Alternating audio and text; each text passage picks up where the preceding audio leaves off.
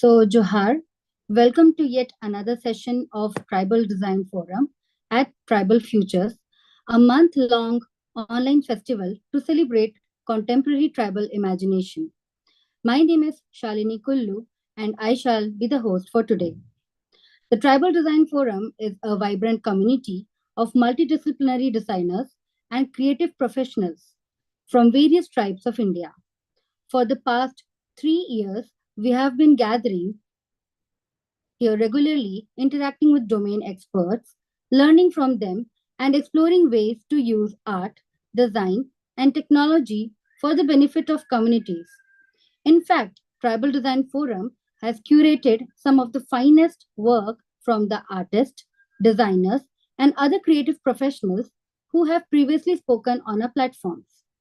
We are currently organizing a month long online festival showcasing and celebrating contemporary tribal imagination from the 1st to 31st of August every evening at 7:30 p.m.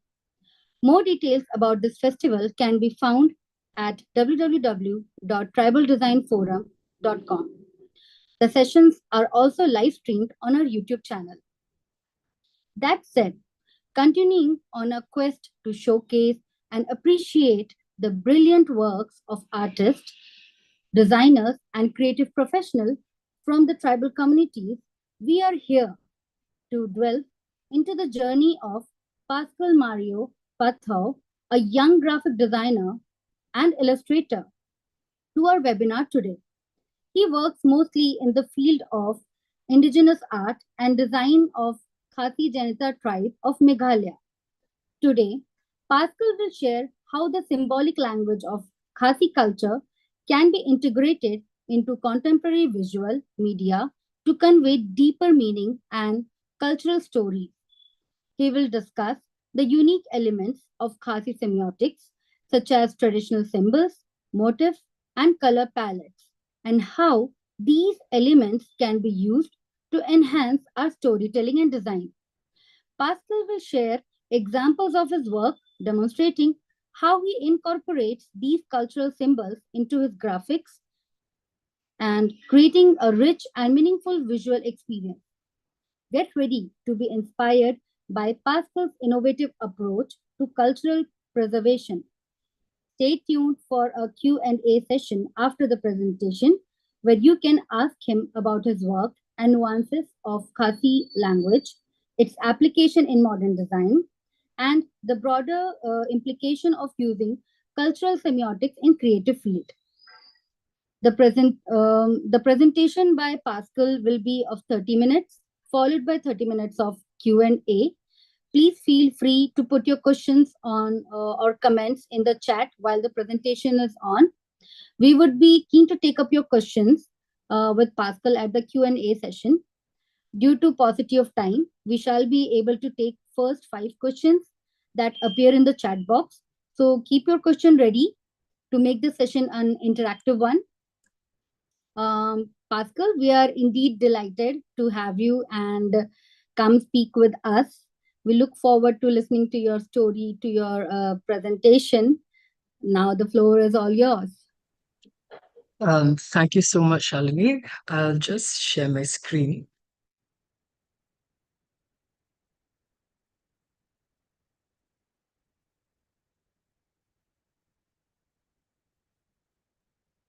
So at the very outset, I would like to thank Tribal Design Forum for having me and giving me the opportunity to speak about my works, especially which are in line with the Khasi Jaintia semiotics and their exploration and the relationship between design meanings and the indigenous representation of my people.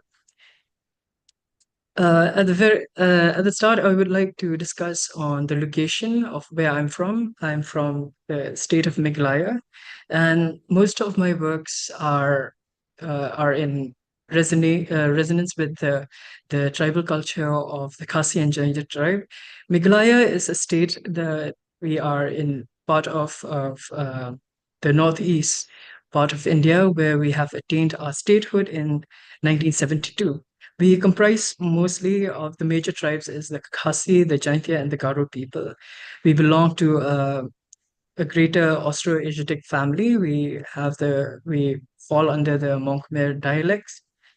And when it comes to my designs and my research, I concentrate more on the tribes, that is the Khasi and Jaintia tribes, especially of the fact that in 1991, where there's a lot of similarities in which Hamlet Barre has pointed out, where the Khasis and the Jaintias are primarily we belong to one tribe with many similarities as compared to the Garo tribes, where we are different in terms of languages, culture, and the origin. A brief introduction about myself. I know I have a very long name, that is Pascal Mario Kumenlang Pathao. I stay in Shillong, Meghalaya, that is the capital of Meghalaya. And currently I'm in IIT Guwahati in the Department of Design pursuing my PhD.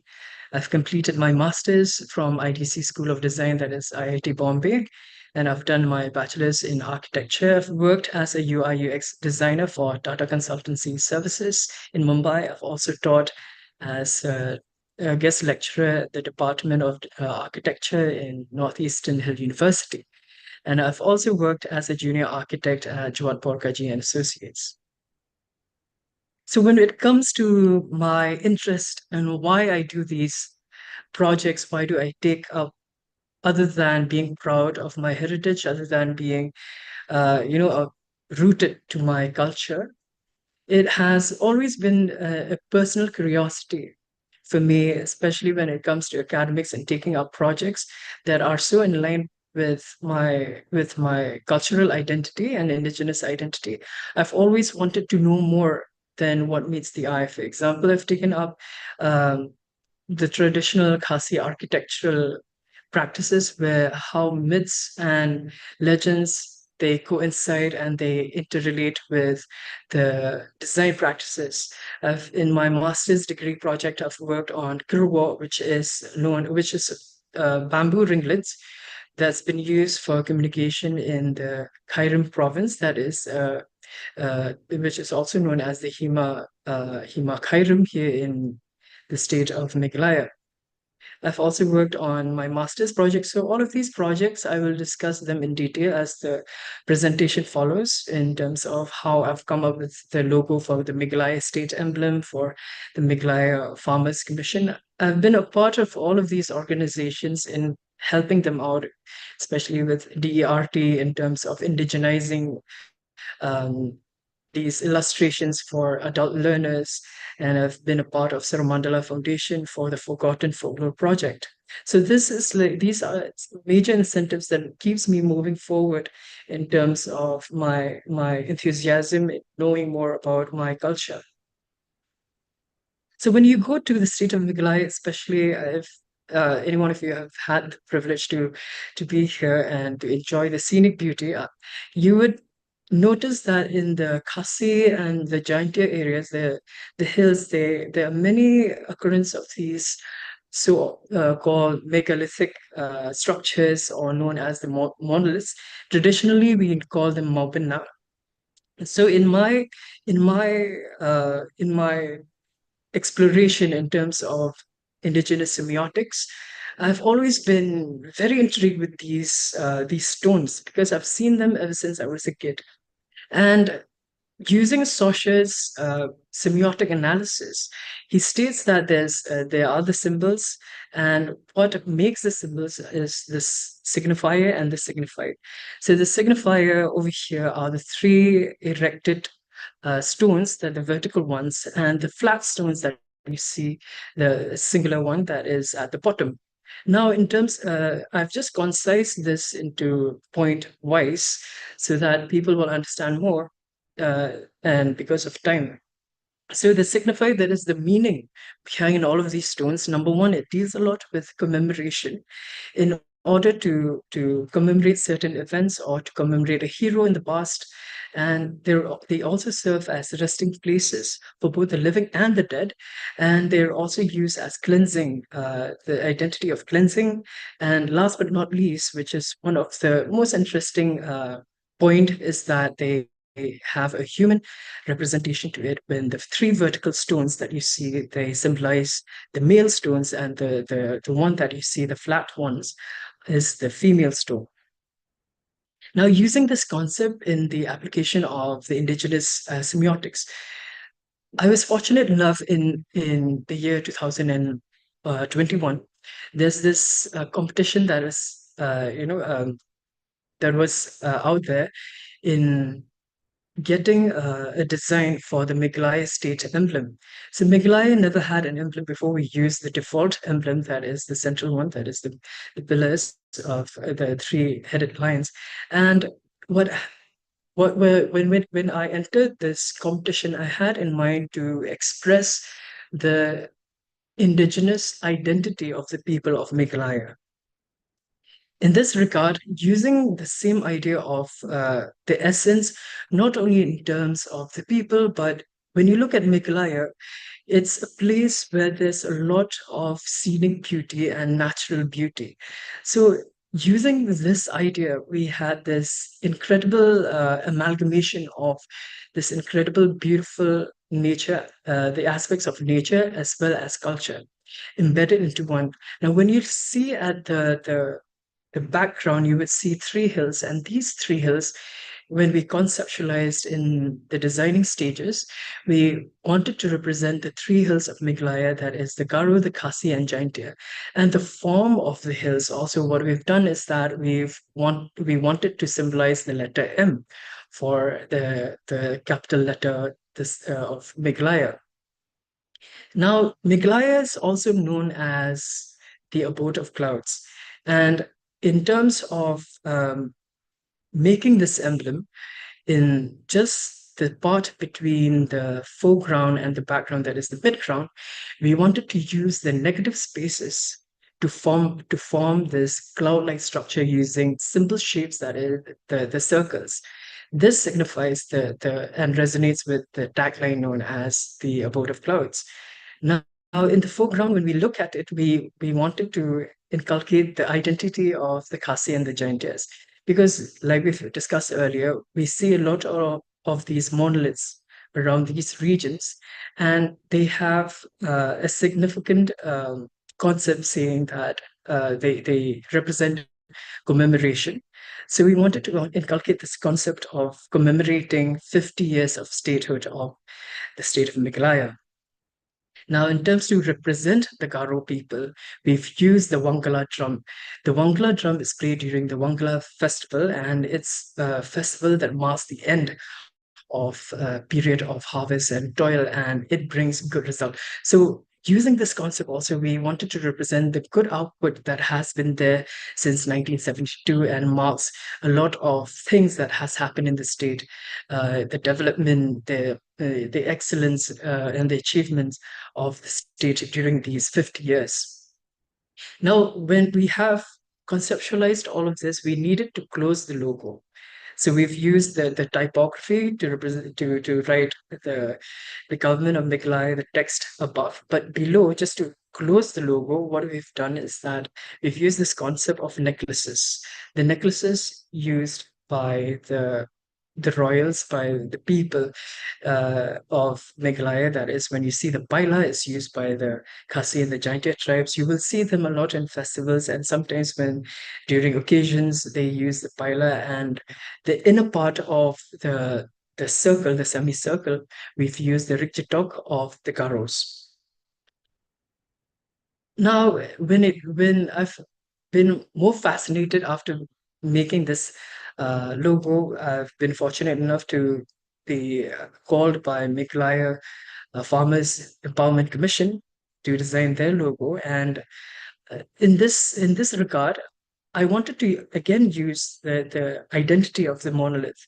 And in this part, when we've been looking at many logos the of Meghalaya, be it the logos of the unions or the student unions or the logos used by different NGOs, by different societies, we see that there's this natural state of representation of the logos of the monoliths. And the major use was done using the monolith, and their idea was all about commemoration. And when you look at the monoliths, we what we've done is that we've used this boundary extraction method, in which in one of the papers by Liao and Chen, they have discussed in extracting symbols from logos. So what we've done is that at the top part, when you see the signifier and the signified, we've used this boundary extraction methods of getting only the vertical stones and their different shapes. And from there, we've gotten this idea of human representation. We wanted to represent farmers using this concept of monoliths. So we've amalgamated the vertical stones as well as the generic representation of people. And somehow, with all the iterations, we've come up with this particular on the column number 4. We've had this circular shape or spherical shape at the top of a vertical sided, on a angular, uh, when you view the monolith at an angle. So we've used this concept to represent or to humanize the monolith. And when we designed Meghalaya Farmers Empowerment Commission, we've gone through their objectives and what they stand for. They stand for and empowerment. So we always feel that it's an arrow that's always going up. And they've also talked about the idea of caring farmers empathy. So we wanted to have them the caring hands. But other than these things, while inculcating the indigenous semiotics, we wanted to give this piece of a traditional basket known as kakor, where farmers they used to carry their goods to the marketplace or to the agricultural land, and at the same time also in this uh, at this we wanted to have the amalgamation of a human and a monolith. And the hills also, we want to show the terrain of the hills of Meghalaya. So when we made this logo, the overall feel, we wanted to have a singular kind of circular visual appeal. And we want, and you could see there's a lot of layers in it, layers in this logo that was heavily inspired by the layers of the curly flower that when I went to the market and I saw during this farmers market event, and I saw a lot of curly flower, and it inspired me to have layers in the logo. And when you look at the central part, which takes the center most attention, you could see that the abstract representation of the human figure, which we have tried to amalgamate with the vertical piece of the Maubana or the monolith. And in order to make it look more relatable to the farmers, we've used this traditional basket that is known as kakor. And and the core, when you look at the markets or you go to the fields, you would see that this head strap is carried on the head of the people, and we've inculcated that to join with this spherical um, identity on top of the monolith that signifies the head. And other than that, so when we think about the gentle hands or the caring hands, we just didn't want to represent a hand that's holding the farmers, but we sort of had this idea of using the agricultural terrain of Meghalaya and the hills, and at the same time just have this sort of amalgamation with a hand that is caring for the farmers. And when you look at the upper part, we've this particular uh, shape that we've had to enclose the top part of the logo. We've used this idea of a traditional saw that's used for, it's like a sickle that's used for farming, and it collides with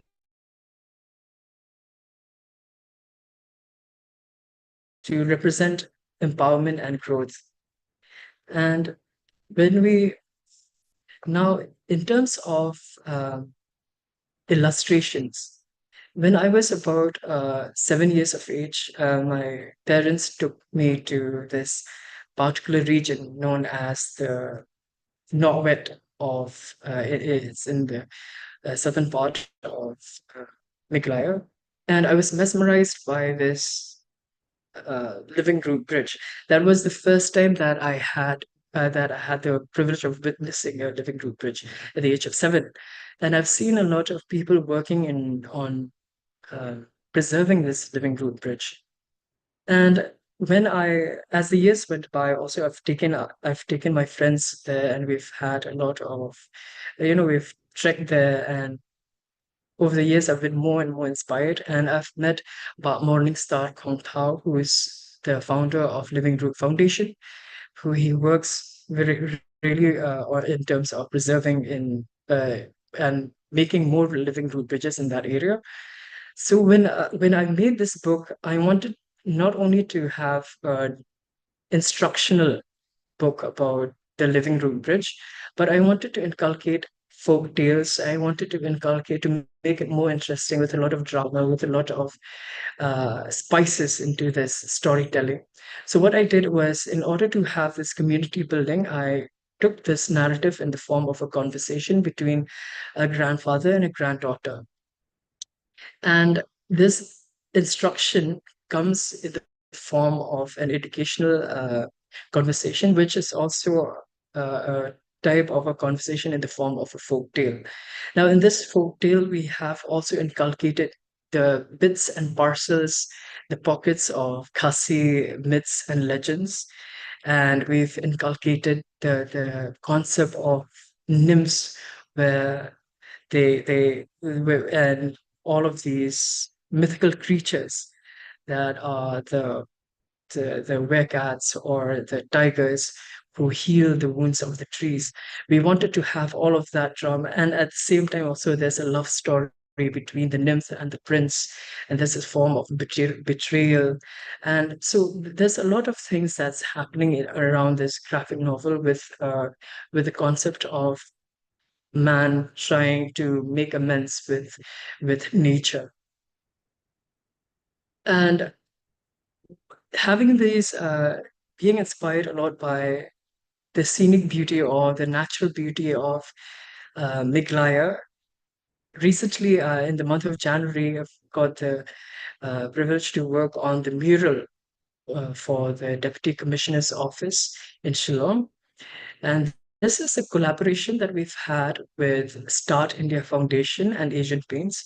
In this regard, when the project came about, they talk a lot about wanting to showcase, again, a lot about the flora and the fauna of Meghalaya. Though that was one of the primary concepts for this particular artwork, but along with it, I wanted to showcase the essence or the figures of the tribes of Meghalaya. In this regard, when we look at this particular wall, we have two sections. That is, one where you can see there's a lot of flora and fauna, and the other one that has the humans or the tribal people of the land showcased on the other side of the wall. Now, this concept came about in uh, because Meghalaya has a large footfall in terms of tourism, and the large part of tourism comes in towards the natural beauty because of the natural beauty that we have.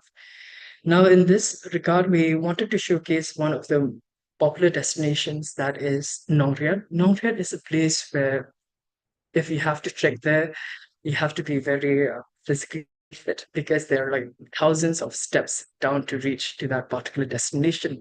And the first part, when you encounter after walking thousands of steps, you will see the double-decker bridge.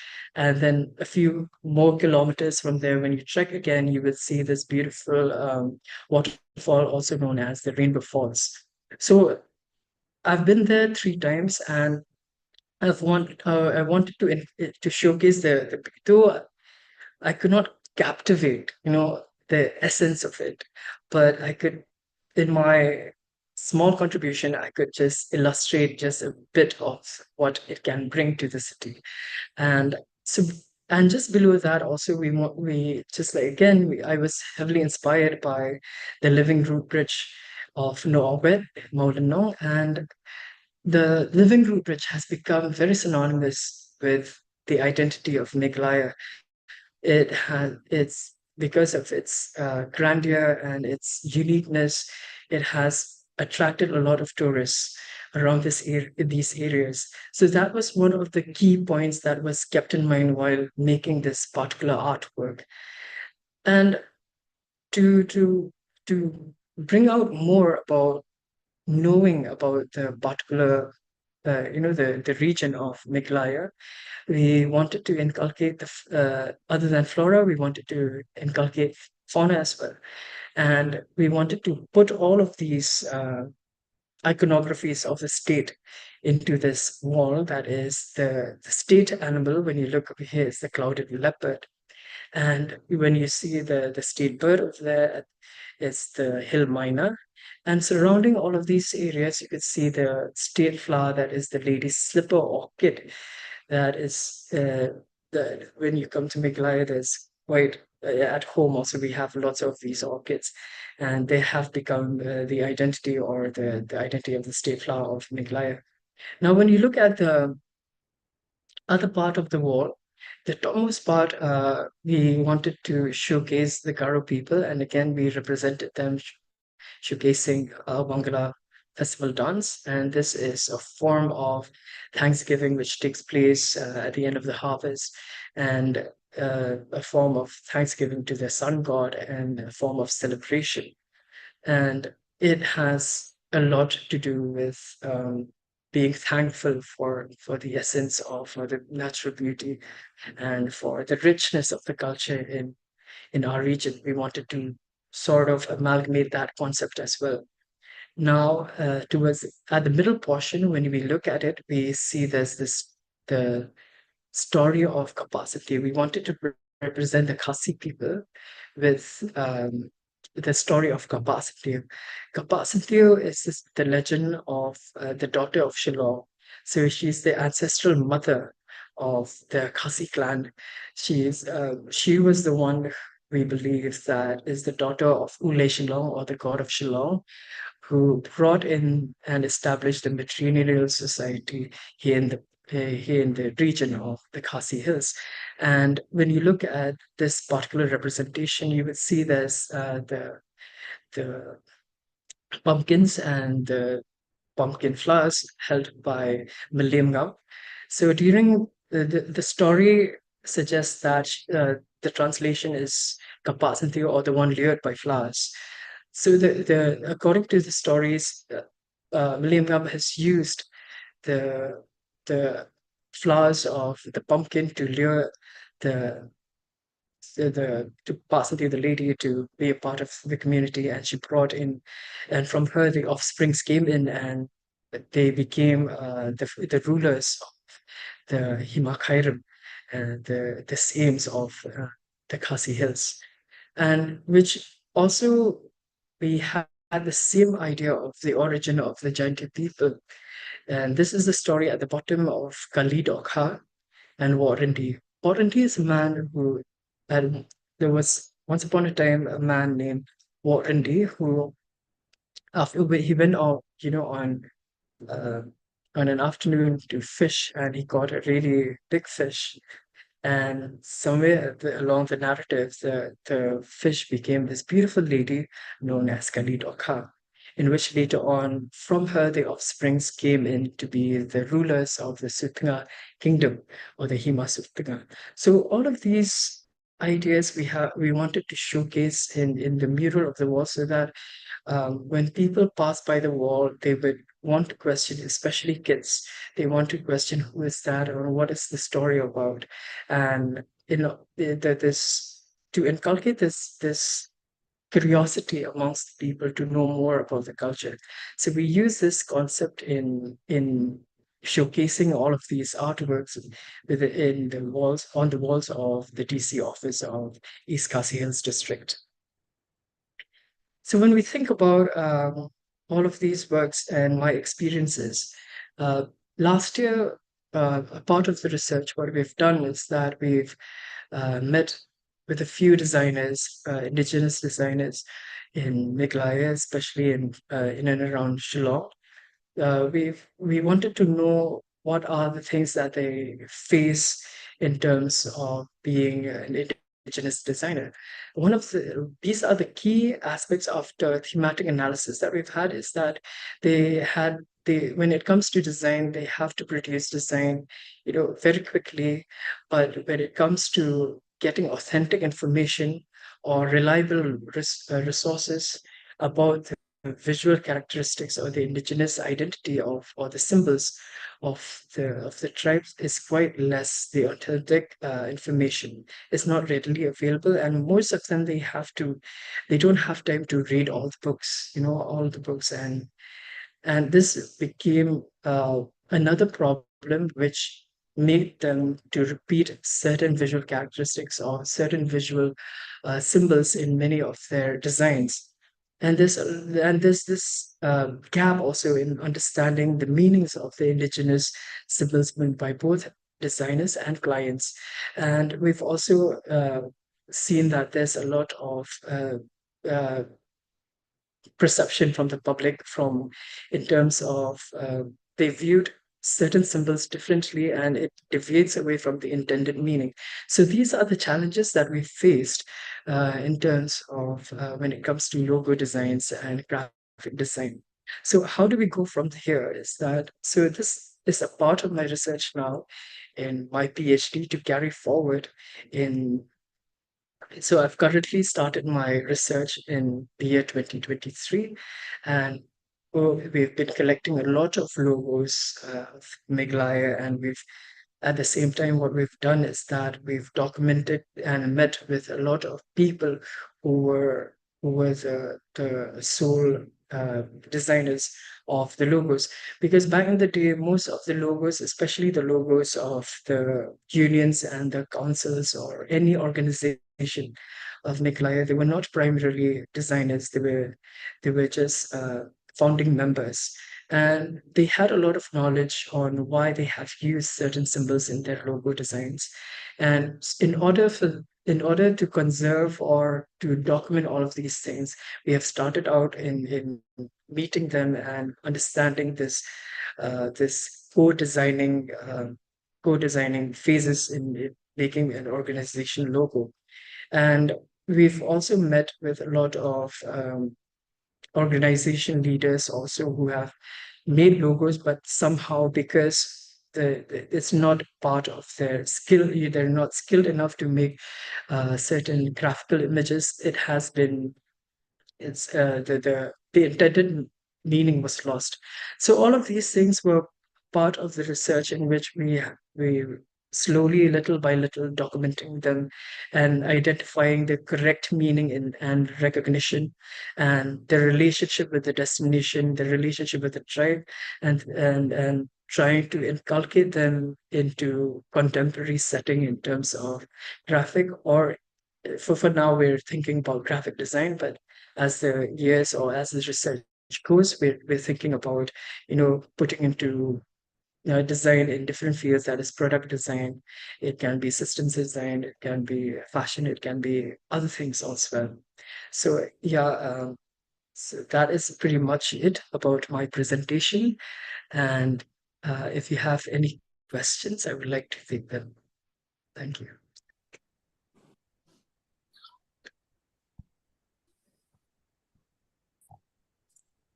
Thank you so much, Pascal, for your great presentation.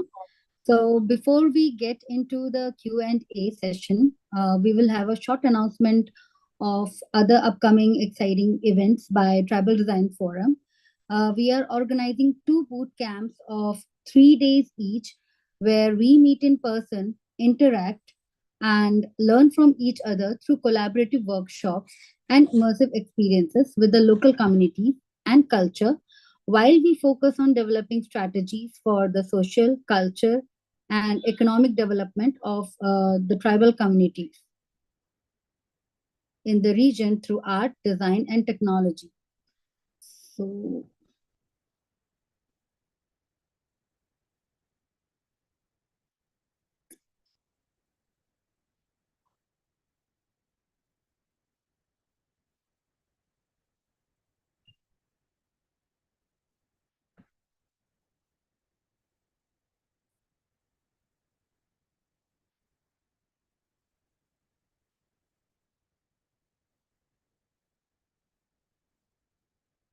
The first boot camp is from 2nd October to 4th October at Kohima with tribal communities of Nagaland. The second boot camp is from 6th October to 8th October at Ukrul with Tangkul Naga community. People interested in joining in can visit our website www.tribaldesignforum.com and register to get detailed information regarding participation in the boot camps. While people are preparing for their questions, like if people have any questions, or they can raise their hands or they can put their question on chat.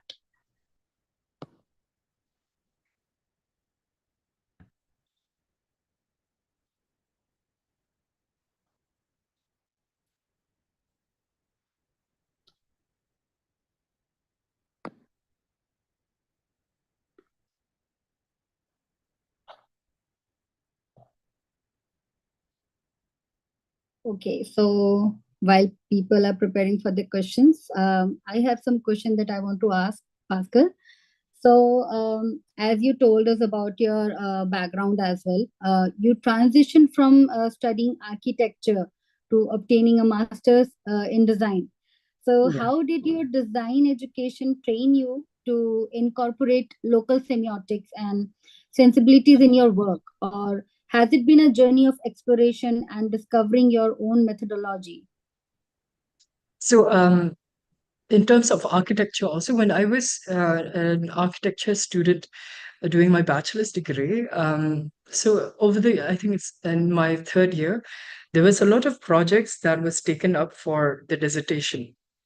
And many of them were they were doing a lot in terms of cultural identity. Some of them on modern buildings, some of them on modern designs.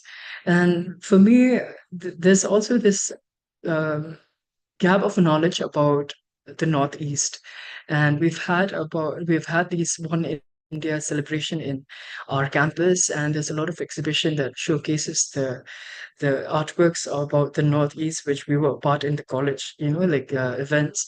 And we've had like many students, fellow students, juniors, seniors, who are from other parts of the country and also parts of the world, who were so interested to know more about our culture.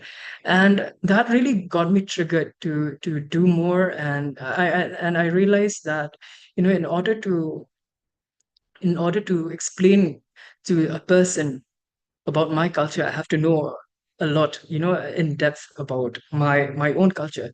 So that really helped me through in terms of gaining momentum in my dissertation.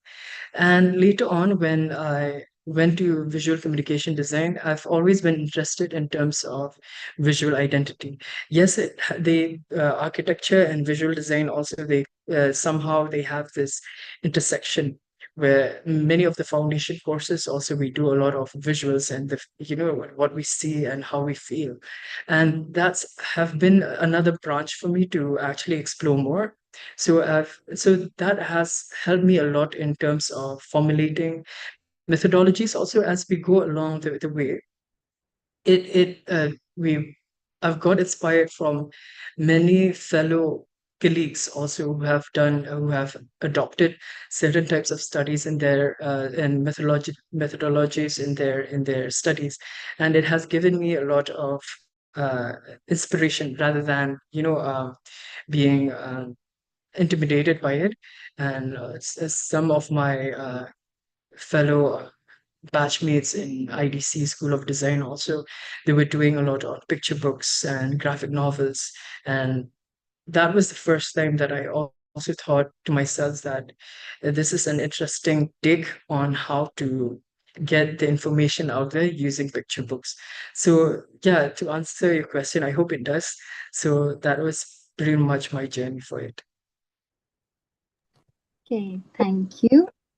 Okay, so we have a next question from Anupam. How are you planning to make this design language available to all the designers so they don't have to reinvent the wheel when working on regional visual design led projects? So that's a very, very interesting question, because we've also been back and forth and back and forth on the contribution aspect of what we're doing. Just collating it and just putting it out there as a form of a book or research study doesn't really make a difference, because most designers, it's just like when we think about fast food, the time of is of the essence. Now, in planning to make this design language available to all designers, so last year we've had this in terms of our research. Also, we've had this these interviews on what is needed by the designers, and so we've done just like in the presentation, we've done this boundary extraction method where we've gotten all of these signs and symbols extracted from existing logos for now. Um, and we've also used reference photographs from archives, as well as, 3D objects from their natural state, and sort of turning them into 2D representation that can be accessed. Now, the accessibility, when it comes to the question of accessibility, uh, we wanted to have a portal actually. That's for now, that's the idea, to have a portal where we we put in keywords, and keywords will resonate with sort of like will match with the logo, the symbols that we have. For example, commemoration and monoliths, or when you look at vertical stones and being male, and the male representation, and the flat stones as female representation. So that this is one of the ideas of what we're thinking right now. Initially, I think as we go along, we will find certain things also that we can somehow propagate this research. But as of now, we're just thinking as a portal with to have a match between symbols and meanings. Thank you, Anupam. Yeah, thank you, Pascal. That was a great response to that question. So, for the next question, I would like to know, are there, like, you have also informed us about the color palette and the symbols. So, are there specific colors in Khasi culture that hold the colors which we see usually, the red and yellow, right? So, does that hold cultural or symbolic significance? How do you use these colors in your design to enhance the meaning? So when you think about in terms of colors right now, when we think about the Khasis, right, what we have is that the colors that you've explained now are actually the natural dyes from in terms of what we've where we get in our textiles. When you look at the Lakadong turmeric, where they use natural dyes to make certain shawls and etc. So these are actually these stem out from natural dyes that they have in terms of the fabric and the color, and so sort of then they start becoming very they've been used a lot in my color palette, at least, to represent the culture, because in the olden days also they've had a lot of all of these natural dyes. Now when it comes to different colors, now in terms of the monoliths, or I mean in terms of the logos, now when you look at the logos also that we have in our in the previous years, in terms of NGOs or government logos and everything. These colors are the colors as it is. For example, the color of the monolith is always gray, and because it's associated with the natural color of the stone, and the colors of the hills is always green because it's always associated with the natural state of the hills. And but then when you look at now, as the years go by, we've had logos that somehow the organization have, I wouldn't say borrowed, but contemporarily, for example, like red is the symbol of passion, etc. White is the symbol of purity. We could see in many logos they've used those concepts as the contemporary settings. And but initially, most of the logos that we have analyzed, just like the swords, the shields, the fruits, they are all natural colors that has been inspired from the natural status.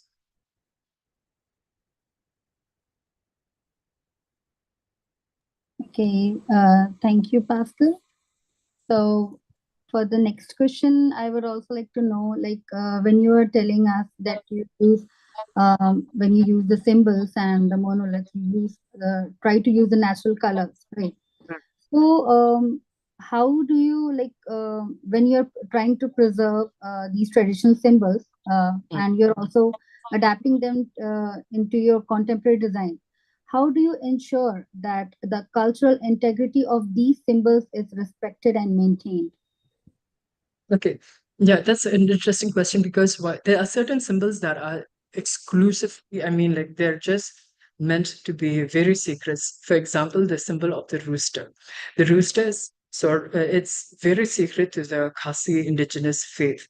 And the rooster symbolizes, the bringer of light, the one who brings. So it also correlates with the idea of, with the concept of bringing in enlightenment to the world. Especially, it resonates with this traditional Khasi folk tale, where there was once upon a time when there's an event in on Earth, and everyone was invited to this event at this party. But then, at the end of the day, when the last to come was the sun, because as we know, the sun, she has a lot of responsibilities during the day, but she was very embarrassed because, and everyone was mocking her, and she hid herself away for months in one cave known as Kremlamet Kremlatang. And the rooster was chosen to call her back into the world. And it was a very a humble animal or being to persuade her to come back to Earth. And she says that, give me a sign and I will come back to Earth and shed light again to the world. And when the rooster crows, the sun came. And so that resonates with the Khasi religion, being the divine intercession is through the rooster. So there are certain there are certain symbols that is very sacred. So we try as much as we can to always be respectful in that sense. So there are certain, for example, just like the when I talk about the kingdom or the province of Kairam, that is the royal family of the Kairam province, they use the identity of the corn. So the corn is always seen to be very modest symbol where, in order to get to the grains of the corn, one has to peel layers after layers. So it's the same goes with integrity and purity and modesty. So there are certain symbols that we have. We just use it to uh, document them so that the concept of the meanings won't be lost in the generations to come. But there are certain, and we are respectful enough not to use them in terms of, because they are trademarks, as they belong to a certain faith. So I hope that answers your question. Yeah, thank you, Pascal. Definitely, that was some interesting story. And it's interesting that our folklores and folk tales hold such wisdom and knowledge, and it is our identity. So, yeah. Okay, we have one more question from Anupam. Okay. Mm. Have you come across something you wanted to symbolize that hadn't been done? What are the challenges around it? Yeah, okay. That's a question also Anupam has asked. So these are a lot of questions that happen during the interviews also with a lot of designers. So last year also, to answer your question, I'll just give you a brief of during the interviews also with other designers also. So there are certain parts of some symbols that we wanted to showcase, but so as with the other designers as well also. But what happens is that we don't have 100% uh, confidence on the authentic meaning of this particular symbol that we want to showcase, though it's very important. So in one of the interviews, one of the designers says that when he was designing this one particular logo, he wanted to inculcate this symbol, but it was very important to showcase a symbol according to him. But there wasn't any form of or authentic sources about the meaning behind all of these symbols. That's why they have chuck it out or they have omitted in the particular design. So this is one of the challenges that we found in my part, also in my uh, practices also. I've found one or two, and in terms of, for example, like capacity also, there's a lot of representation that I've since I was I think in high school, or I've tried to sketch and everything. So as the years go by, I've read more and more about this particular story, and as there are a lot of songs also about this particular stories, there's a lot of poetry, and in those details of the poetry and everything, we found out about, okay, this is the particular flower. She was sitting this way, she was sitting that way. And prior to that, I didn't have the knowledge about, what flower was used. And so to answer your question, as I go along, also, I started getting more information about just one particular topic, to about just even to the minute detail of the representation of the flower also was very interesting to, like, over the years, for me to learn more and more and redo my artworks, or so as to say, represent again my artworks in different stages. Yeah.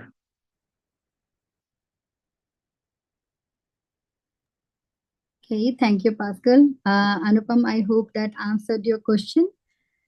Okay, so I want to ask one last question. I think that would be a question from every student, design student. So, how sensitive and equipped are design and architecture institutions in India to guide a student on projects related to tribal communities Hmm. um, and culture? Where can institutions improve in this area if the design and architecture institutions are found wanting in this area? Okay. So I will just say according to my experience. Okay. So I did my bachelor's degree in my college from Punjab, and then my master's degree in Mumbai. So one of the challenges that I found personally is that when I always take up projects that are very close to my indigenous identity, there's a lack of knowledge from the faculties also to know more about my culture, because they're not from my culture, right? But along the lines, I've had this privilege that there are professors from my region also. So there's always this I wouldn't say co-guidance, but then I've always had this back and forth discussion with, for example, like my guides who are in Mumbai or the ones that are in Punjab, and then at the same time, in with the professors or the experts in my region as well. And having said that, so it happens from place to place. For example, when in architecture, also when we wanted to design a lot on houses that are found in the contour regions or the hill terrains. There was since the institute was not really in the hilly parts, so most of the projects were when during the discussions were not the sites were not really in hilly regions. But then again, during we always have to have this search from ourselves as well to know more about people who are expert in that domain in order to have a sense of co-guidanceship. And but then when I was teaching in architecture in Nehu, so many of the students, their projects was to document certain old buildings in and around Shillong, and the different types of design practices or architectural practices that was done before. So it really resonates well where the college is, like where the institute is. Uh, I think that answers the question. I hope so.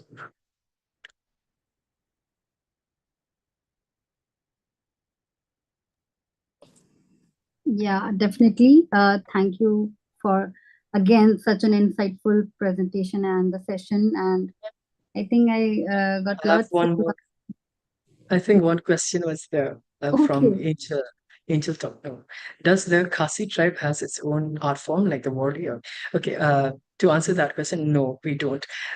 What happens is, like, we are most of our we don't have to. I wouldn't say that we have an artwork in terms of paintings. but most of the art is craft based in the sense where there's all utilitarian type of concepts, where most of the things that we have in terms of arts and crafts is more inclined towards crafts, and crafts also has very minimal or zero aesthetics. Okay, they focus a lot on utility. When you look at the basket, the art of weaving it is more important than decorating the basket. Or the when you look at handloom also, they're very straightforward lines, and there's not much of decorative elements, because the concept is about in terms of uh, creation is all about utilitarian uh, aspects. They always focus on the utilitarian aspect. Now, when we look at in terms of visuals, one of the earliest forms is that when they found this monolith in Tuat Longwar, it's a village known as the Lost Village, here, a few kilometers away from Shillong. And that village has this particular monolith. And in that monolith, there's this chakra type of uh, sculpture. It's like an art relief that's believed to be the sun, and is known as Umausni, which translate as the sunstone. So that's one of the earliest, the earliest forms of depiction, visual depiction. But other than that, to answer your question, I think most of it is utilitarian based.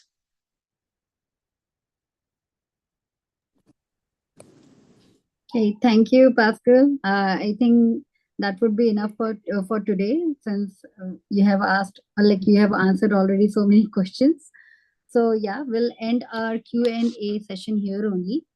So moving forward, like before closing the session, I would also like to inform you about the tomorrow's talk at the same place and at the same time.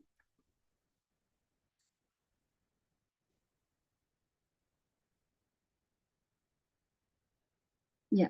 So tomorrow on August 21st, we will have Sahib Ram Tudu, distinguished designer, animator, artist, and academician at the Faculty of Visual Arts, Banaras Hindu University. Will be presenting at 7:30 p.m. on carving Santhali culture through arts. In his presentation, Tudu will share his insights on his artistic and academic endeavors, focusing on how he brings life to a rich cultural heritage of Santhal community. He will discuss his use of various media, including animation and visual arts, to tell stories that celebrate Santhali traditions, folklore, and historical narratives. And also, I have some exciting news. So, Tribal Design Forum, first of all, has this year it has again announced a photography contest. So it is third time that we are doing a photography contest. So whoever is interested in photography contest, do participate in it, register in it, and share it with your contacts.